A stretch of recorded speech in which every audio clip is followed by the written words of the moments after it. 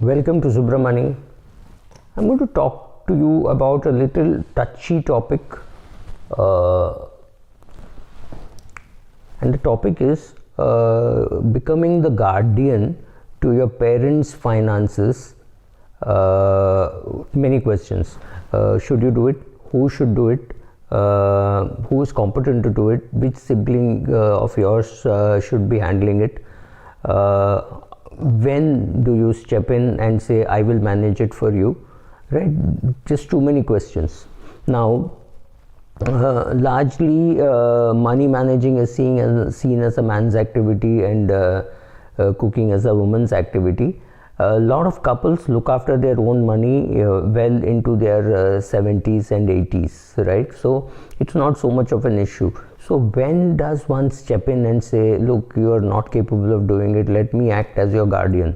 That's a difficult question to answer, because some men and women never ever give up their money handling. For example, my father gave up money handling maybe in his 70s.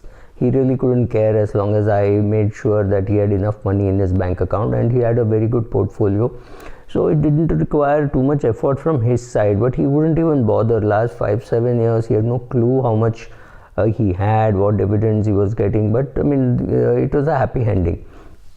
And my mother never ever took interest in what money was being, she would just sign. So sign here, she would sign that, that's fine. But I know of cases where I am seeing trouble. When a person is 93 years of age and her son is 73 and his daughter is 66, son and daughter both have absolutely no competence at all in money managing. The son has invested a lot of his own money in real estate. Believe me, he has much more than what he needs, but he has the most complicated portfolio. And the mother's portfolio is largely into bank fixed deposits, luckily, and she has a pension which is greater than her expenses. This is again a happy ending. There is nothing dangerous happening. Yes, very inefficiently managed money, but there is no question of money being finished. Take another case where there is a woman who is about 82, 83, 3 children, 2 children abroad, one in US, one in New Zealand or Australia, and daughter staying in Mumbai.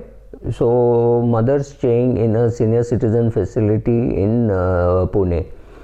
The eldest daughter is handling the money, and she's perfectly incapable of handling her own money, and there is no way how she can handle her mother's money, and she's made quite a mess of it. And in fact, she wanted some nominations changed, which to me is an alarm bell, but to her brothers is not an alarm bell. So here there are 2-3 things to worry about. One is the competence of the son or daughter who is handling it, and second, the financial need of the kid who is handling it, and the feeling of entitlement by the person who is managing the person, saying, look, my brothers are abroad, they are not interested, so since I am managing, I should get all the money. Very, very conflicting things, right? So let us see, when should you step in? Let us say you have, let's say it's a couple who are 85 years of age. The husband who's managing the money now has dementia. Huge signal for you to say, this man cannot manage money. And if the wife has never been able to stand up to that man, then it is even more important that somebody else steps in.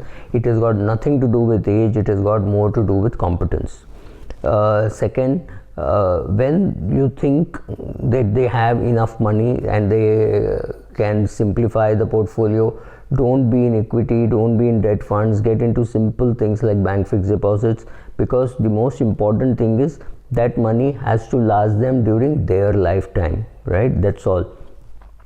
Third, I think if geographically the siblings are in different locations, they're much better off appointing an IFA or a chartered accountant or a lawyer to do the small time execution, and one of the siblings takes charge. There is a problem here that if that sibling is not doing well financially, will that will that kid try to touch this money? Will he try changing the nominations? Will he try withdrawing and things like that? That is, so I would prefer that it be run by an outsider and not by a sibling. But the question is, how much do you trust the outsider? Because I don't think any strong agreements and all can protect in India. The laws are very weak. So if a CFA or a CA or a lawyer cheats your parents, you are going to be in trouble, right?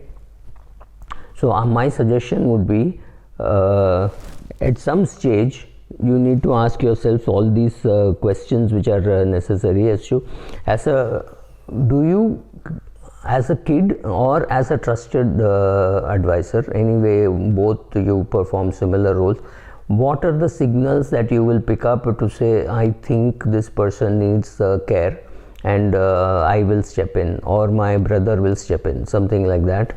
Then how much are you worried about dementia, Alzheimer's and things like that? Because with Alzheimer's, that person may not be able to sign, and if for whatever reasons that person is unable to sign, then you have to take a thumb impression, go to the bank. Those kind of activities have to be done. If all that has to be done, you are much better off being in bank fixed deposits and endowment plans or pension plans and not in mutual funds. Mutual fund withdrawal will become very difficult. Therefore, you move to a digital space. So the person, and in the digital space, you have another problem. You will get a OTP. So which means the phone number has to be changed, the email ID has to be changed, so you have to do a fresh KYC, right? So all this is not going to be very simple. You need to understand all this. The other problem is when one of the kids who is handling the money is extremely well off, they may not realize that the one of the other siblings might need the money a little earlier. For example, I know a friend, again 3-4 brothers, one brother needs money, the other 3 do not need the money, and so the family wealth is not being sold even maybe 10 years after the parental death. There is property to be divided and that's not being divided, and I know that the boy who needs it, the man who needs it is about 55 years of age. He needs to pay that money for his children's school college fees, but however the elder brother who is saying what is the hurry? They don't seem to be in a hurry to close it because the others don't need the money. So these kind of conflicts have to be handled by the IFA. I think you're better off asking an IFA to handle this rather than trying to handle it within the family, unless there is some proven competence of one person being able to do it. If he's a professional, if he's already a CFA or a CA and the other siblings trust him, then yes. But I know of cases where the children themselves need that extra money, so they're not willing to spend on care and things like that. These are very, very conflicting things. I do not know how you are going to handle this as a son or a daughter or as an advisor. So will you use mediation to sort out family disputes? What happens if the children are conflicted about how the money should be managed, how the mother should be managed, how the father should be managed? Some children believe that care should move in quickly, but there are some others who believe that no, my mother is independent, she does not need this care. Handling all those conflicts, a lot of it is financial, but a lot of it is emotional too. So as in, when will you move in? I don't know. I find it very difficult to move in and say, look, I'm going to take charge of your finances. I know I have 80-year-old uncles who are doing it themselves, and I know 70-year-old cousins who are perfectly not capable of doing it themselves. So, but yeah, nobody steps in. The children don't step in. Even if the children are educated, qualified, they don't step in because they don't realize there is a need for such a thing. They don't realize that a 95-year-old need not wait till death for disbursing the assets, because even when you're 80, some kid may need that money for paying fees or operation, medical expenses.